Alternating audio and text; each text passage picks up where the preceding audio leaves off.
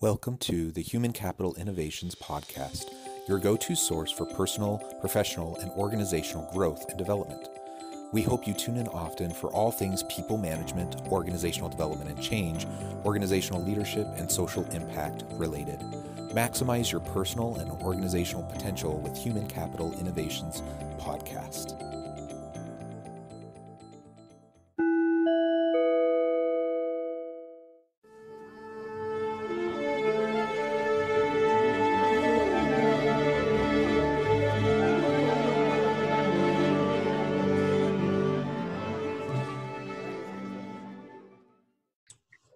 Anthony J. Plasick, welcome to the Human Capital Innovations Podcast.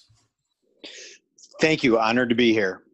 Yeah, I'm excited to have this conversation, and I appreciate you taking the time to meet with me. And as we were discussing in the pre-interview, I also appreciate your flexibility. We were scheduled last week, and I had to make a last-minute change due to some health challenges, and I really have been looking forward to this. Today, we're going to be focusing on the importance of a leader knowing themselves first in order to connect with and fully engage their teams. And I know you've done a lot of work in this area, so I think this will be a great conversation. As we get started, I just wanted to read Anthony's bio for everyone. Anthony J. Plasick is an expert in the fields of leadership development, culture transformation, and operational consulting. He has over 15 years of experience as a strategic operations leader and proven success in growing and scaling and healthcare operations, improving quality, profitability, and strengthening brand share through creative organizational management and leadership. Anthony started his career as a physical therapist. He quickly took an increasingly complex and progressive roles in the healthcare operations management area.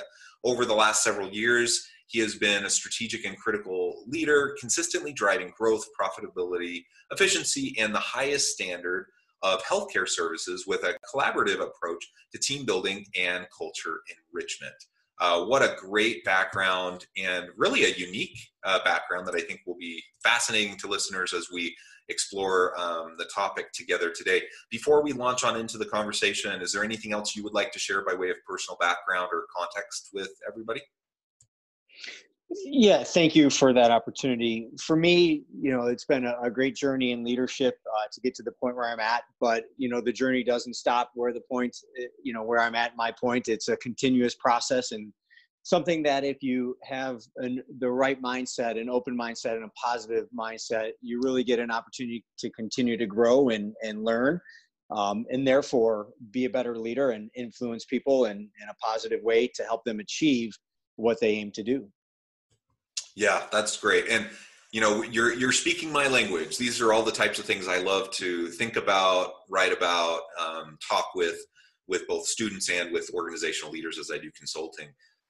So we're definitely on the same page in terms of the importance of all these different facets. As we dive on in today, I thought maybe we could start with a little bit of an exploration around this idea of knowing yourself first. Why is it essential for an organizational leader to know themselves before they can start to really help their people maximize their potential and lead really engaging teams? Yeah, it's such a great question and foundational to the journey of a leader, in my opinion. I recall back when I started to really explore the field of leadership and hearing Jim Rohn say one of the most critical things is know thyself. And that's obviously been around for centuries in terms of, the origin thought for it. But it is so important because as a leader, you're the one who really sets the tempo for the team. You're the one who creates the culture, the environment. You're the one who, if you are aiming to positively influence people, well, you also have to be that right role model. And I think, the definition of role model may come in some different facets, but I've been in too many situations and seen too many stories along the lines of where the leader is not necessarily so good or perhaps not necessarily so good in that moment, I should say. And you can see some of the ripple effect that it can have. And so to be able to be aware of yourself, your blind spots, how you're perceiving the situation, how others are perceiving you in the same situation is so very important in order to really help have that great touch point and leveraging people to be inspired to follow and assist in the mission of what you're setting out to do. Yeah, I completely agree. And so then the question becomes, if knowing yourself first is so vital, how do you go about doing that? How do you uncover your blind spots? How do you really, how can you better understand where you're coming from to then inform how you're approaching and connecting with your people? I, again, believe this is a process as well, as we are ever changing as people based off of our experiences. There's a lot that goes into this to unpack from a psychological perspective, but we are creations of our environment, so to say. And, I think it becomes very important to really understand how you think and in fact, from there, how you translate thought into communication. I think those are some of the most fundamental pieces of understanding how to engage folks.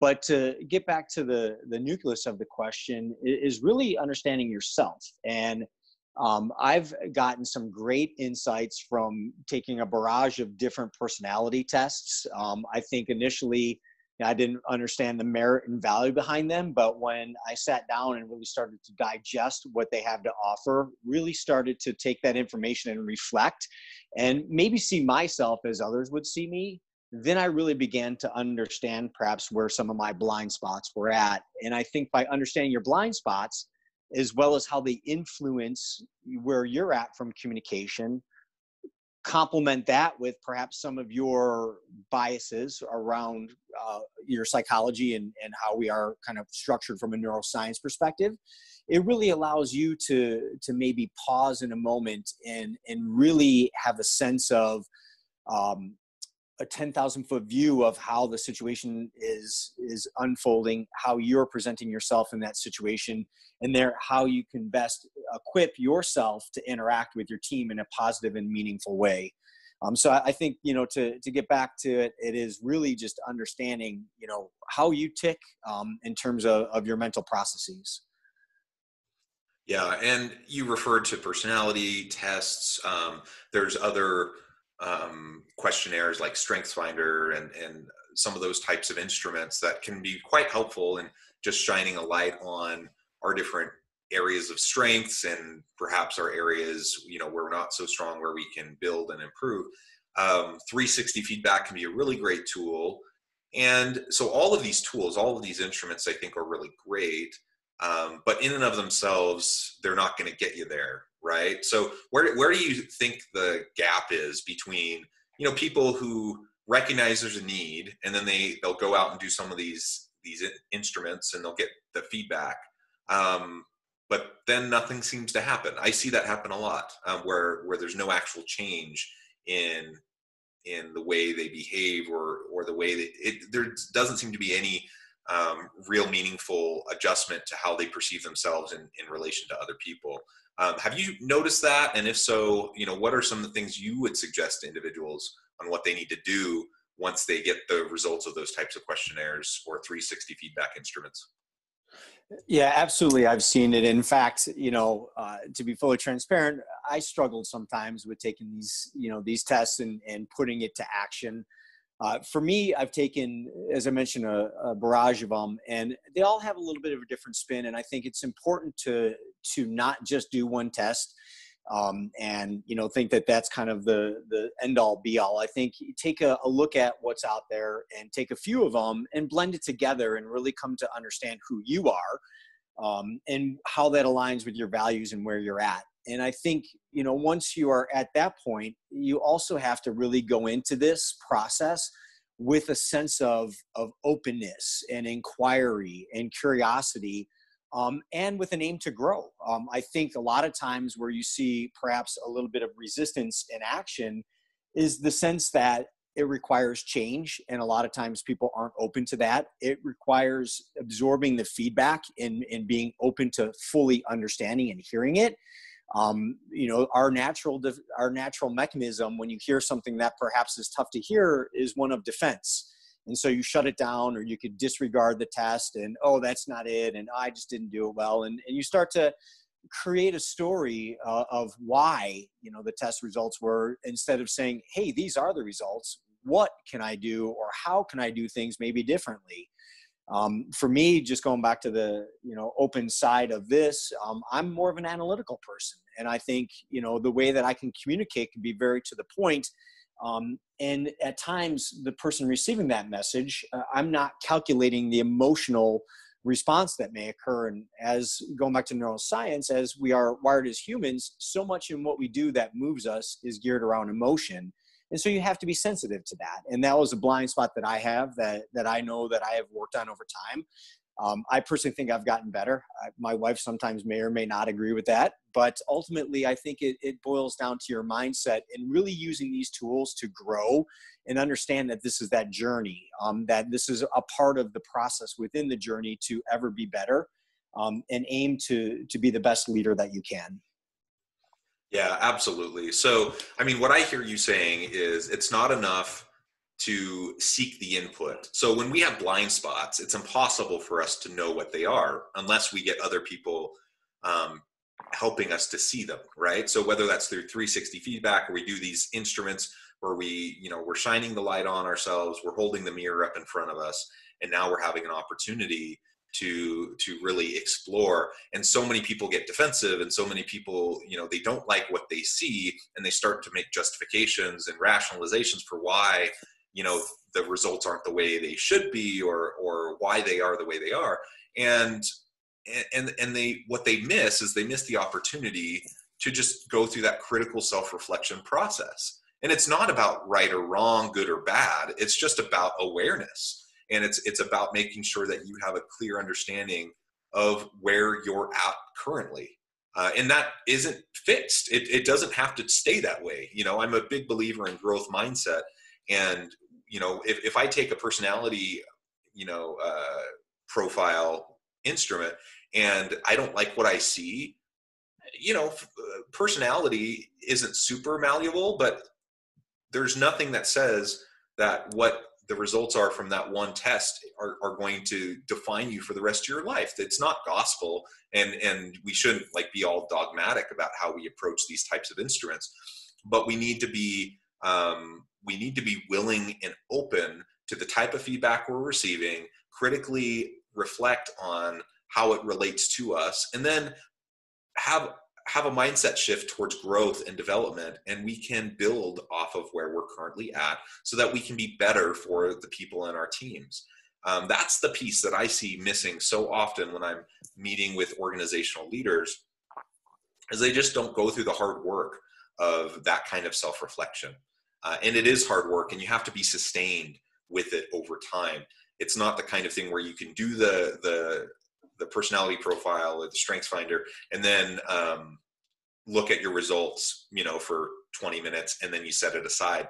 If that's what you do, that's fine. You might learn a little bit, but it's not going to change anything. You're not going to grow from that. There's nothing inherently magical about having taken these instruments. And so knowing yourself first, uncovering your blind spots, going through critical self-reflection, and getting into the habit of doing that on a regular basis, I think is really the key to knowing ourselves.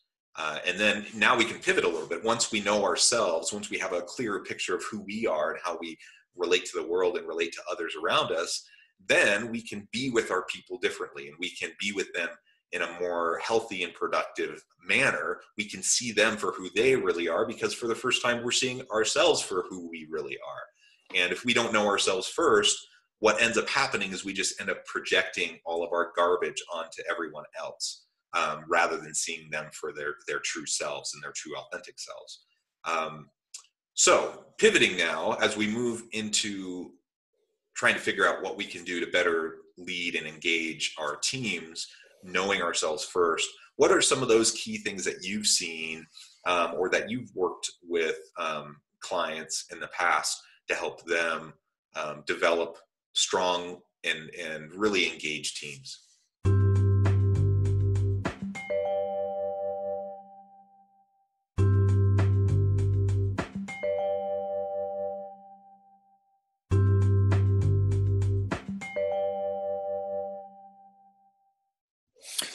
Yeah, great question. And just to circle back to some of the comments you made, which were all wonderful, I would agree to you and the power of mindset and having that growth mindset and that openness. And as a leader, to me, it is a responsibility to be able to look in the mirror and know where you're at and aim to change and grow along this pathway so that you can be better for the folks that you are serving as a leader, because ultimately leadership is a sense of service.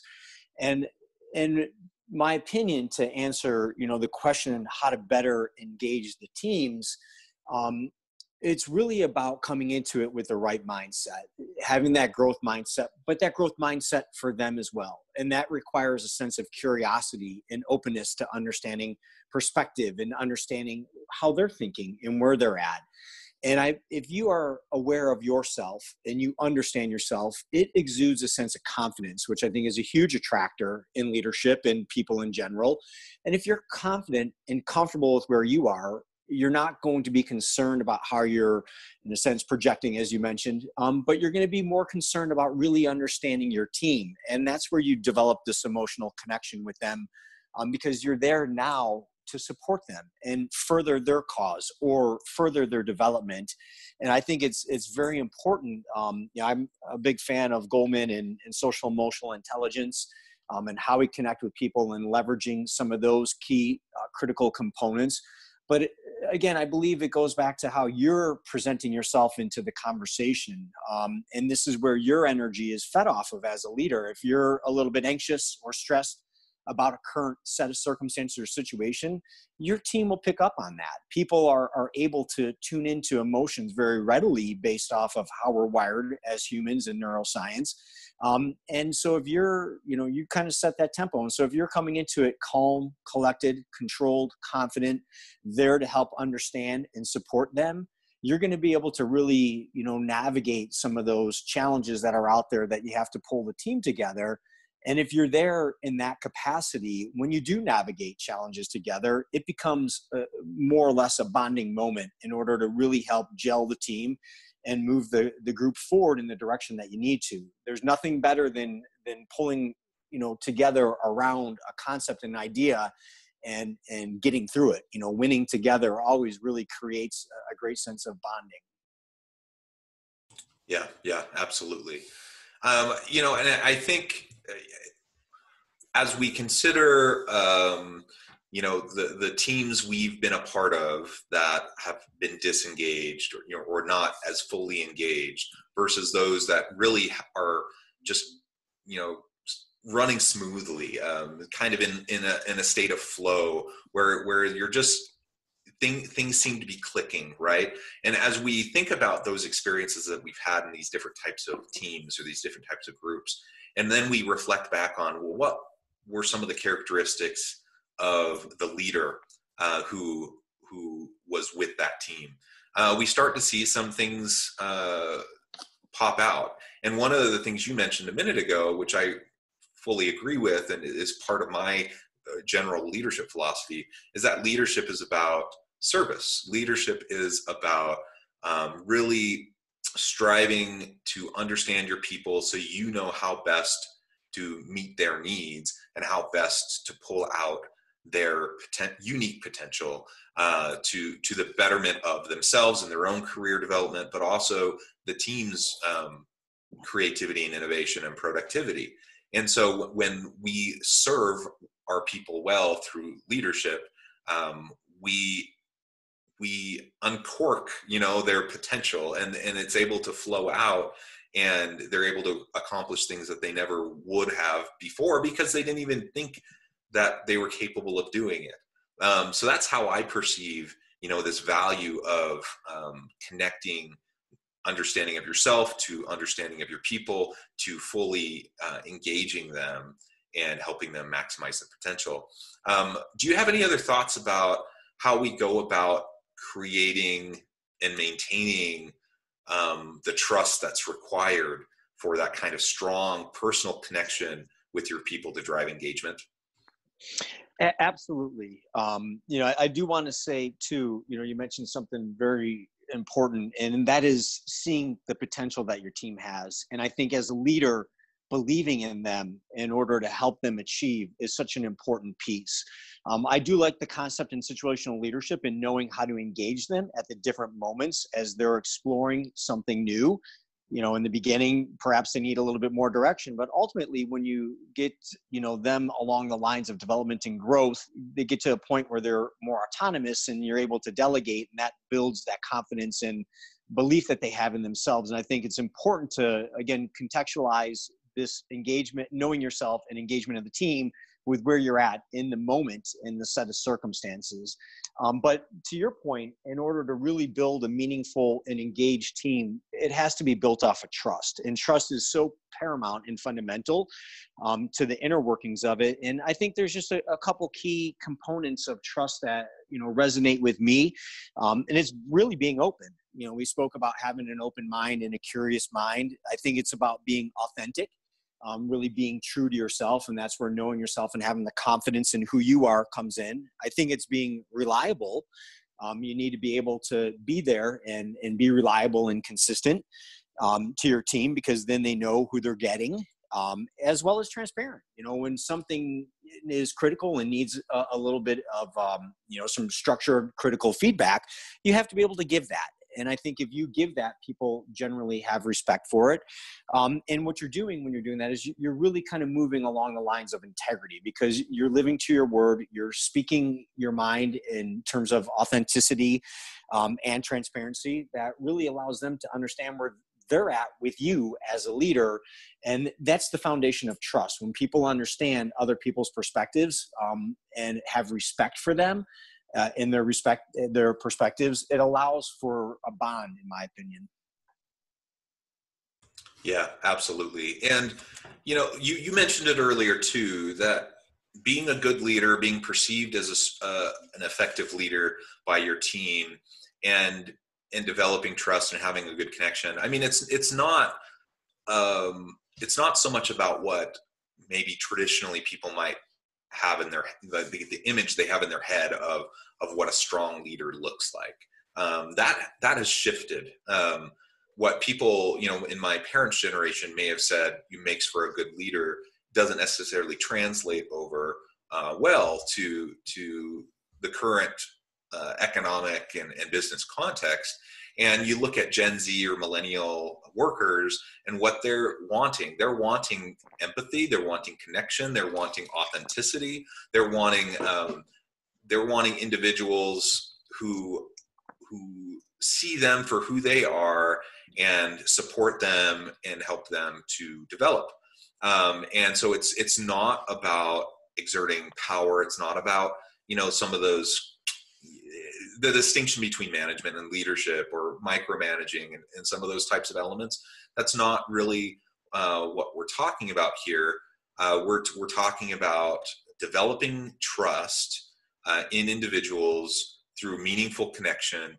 And in the traditional kind of framing of leadership or management, individuals would often think, well, I can't show weakness. I can't acknowledge mistakes. I can't allow people to see me flustered or floundering.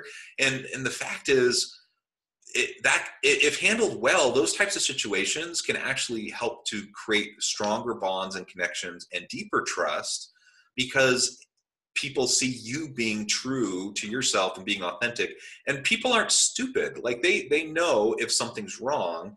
And if you're just trying to fake it and trying to pretend like everything's okay, that's just because you say it's okay doesn't mean it is. And people know the difference. But when people work together through challenging times, they create a deeper bond and they create deeper trust. And I think that's essential. That trust is essential to that connection and essential to the engagement of your team. Without a doubt, to me, these two are building blocks for culture. And I think, what you're alluding to is, as a leader, having a sense of vulnerability. And I think as a leader, that is so important, to be able to be, again, authentic and genuine, but also vulnerable. I think that humility or humbleness and knowing that you don't know it all is very essential. But letting people know you're going to work to get answers, I think, is important. And culture, to me, is where the magic happens in terms of getting results and driving some of the organizational vision and mission. And you have to have that vulnerability. You have to be able to create safety amongst your colleagues and the teams that you're leading in order for them to feel like they can be open and contributory, that they could also be vulnerable themselves. And that just strengthens that bond and that trust that creates such a magnificent and wonderful culture. And once that is established, that's the backbone of how to really move things forward along the lines of your organizational goals or mission. Yep. Amen. Absolutely. Well, Anthony, it has been a real pleasure chatting with you. The time has flown by and we're almost to the end of our time together today. Before we finish, though, I did want to give you a chance to give the last word and to share with listeners how they can get connected with you and find out more about what you're doing. Yeah, absolutely. Thank you. For me, it's been a great journey, as I mentioned, and I'm at a nice point where I've put together some good frameworks around the concepts that we discussed today, kind of walking through that journey of knowing yourself, connecting with the teams, creating culture, and getting results, the lead system. And ultimately, for me, it's been such a nice tool and framework to apply not only professionally, but personally. I think it can resonate on many levels, as leadership is something that we not only do professionally, but it's what we do from a personal perspective and how we lead our lives. And so it's a way of life in terms of leadership. And if you want to learn or hear more, one of the best ways to connect with me is on LinkedIn. My LinkedIn address is www.linkedin.com/Anthony-Placek, Placek. I wanted to thank you all for taking the time to listen and hear my thoughts, and looking forward to sharing any thoughts that you may have if we are connected. Excellent. Thank you, Anthony. It's been a real pleasure. I hope listeners will reach out, get connected on LinkedIn, find out more about what Anthony can do for you. And think critically about, this whole idea of self-reflection and knowing yourself so you can really know your people and build those connections to engage your teams. As always, I hope everyone stays healthy and safe. I hope you can find meaning and purpose at work each and every day. And I hope you all have a great week.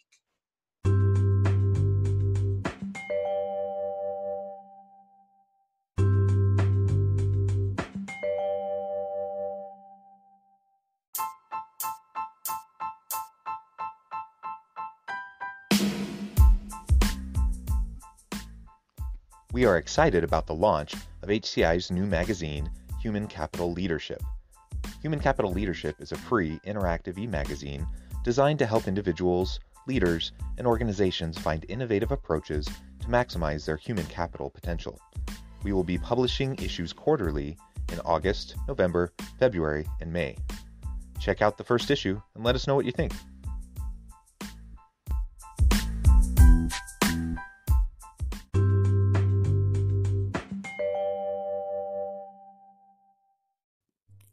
Thanks again for joining us for this episode of the Human Capital Innovations Podcast.